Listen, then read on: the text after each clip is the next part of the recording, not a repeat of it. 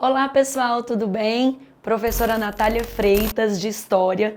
Estou aqui hoje para falar com vocês sobre Roma Antiga.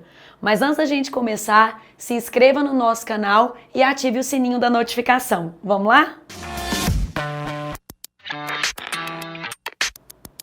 Para a gente começar a falar de Roma Antiga, precisamos primeiro localizar geograficamente o território que compreendeu o espaço romano na Antiguidade. A história de Roma, ela começa inicialmente na Península Itálica, numa região conhecida como região do Lácio, como vocês podem ver circulado aí no mapa. Mas, importante lembrar que a extensão da Roma na Antiguidade, ela foi muito além da Península Itálica.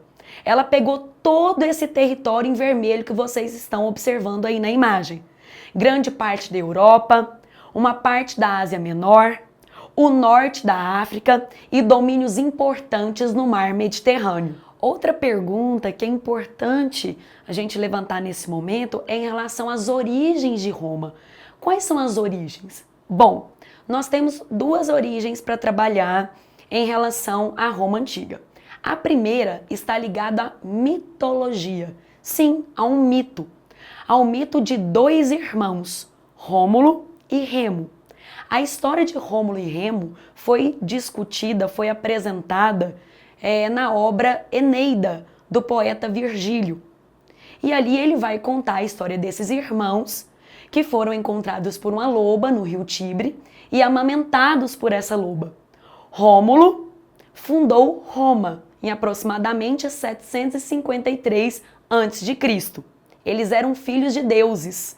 A origem de Roma também pode ser relacionada com um segundo ponto, que é o ponto migratório, ou seja, a Roma Antiga, Roma, foi fundada por um processo de migração de diversos grupos, latinos, etruscos e até mesmo gregos que passaram pela região. A história romana ela é dividida em três períodos: o período da monarquia, o período da república e o período do império, sendo o período imperial dividido em dois momentos, o Alto Império e o Baixo Império. Para acessar as características de cada fase, é só clicar aqui. A sociedade romana ela é dividida em 4 grupos. Nós temos uma camada que representa inclusive a minoria, uma camada de patrícios, homens com posses, com direitos, donos de grandes propriedades. Eles ocupam os principais cargos políticos e têm mais poder na sociedade romana. Temos também uma camada de plebeus. Eles representavam a maioria da população romana. Homens com poucas posses, pequenos proprietários, artesãos, comerciantes e poucos direitos. Inclusive, por muito tempo, plebeus e patrícios não podiam se casar. Outro grupo é o grupo dos clientes. Estes viviam sob o domínio dos patrícios, numa relação de dependência dos patrícios. E por fim, nós temos os escravos.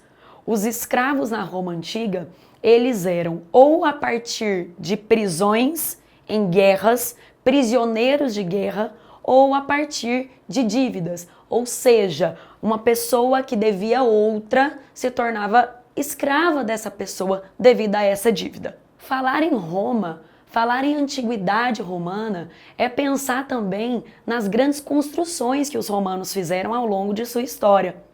É pensar no Coliseu, nos grandes aquedutos, nas estradas, nos arcos. Então, a arquitetura romana ela é uma arquitetura monumental, ela é grandiosa e ela representou, inclusive, conquistas militares ao longo da história romana. Os romanos, eles receberam muitas influências dos gregos, inclusive em relação à visão humanística de mundo. Também eram excelentes oradores, desenvolveram um sistema jurídico e também utilizavam muitos provérbios. Quem nunca ouviu? Todos os caminhos levam a Roma. Outro ponto muito importante em relação a Roma na antiguidade é a origem latina, que influenciou a língua, o latim. Inclusive o latim, ele acabou influenciando a língua portuguesa.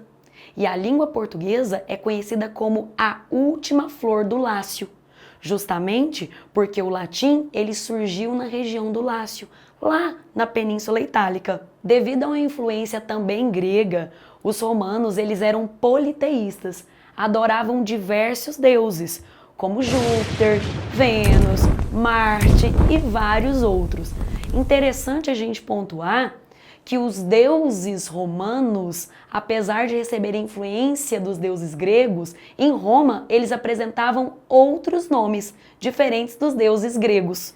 Cuidado! Em 380 depois de Cristo, lá no período do Baixo Império, o imperador Teodósio, ele transformou o cristianismo em religião oficial do Império Romano. É claro, até a oficialização do cristianismo, os romanos, muitos imperadores romanos, constantemente perseguiram os cristãos. Mas não se esqueça, lá no finalzinho, com o Edito de Tessalônica, o imperador Teodósio oficializou o cristianismo como religião oficial do Império Romano. E aí, gostaram? Curta as nossas redes, compartilhe essa aula com seus amigos e deixa aqui um comentário, tá bom? Até a próxima!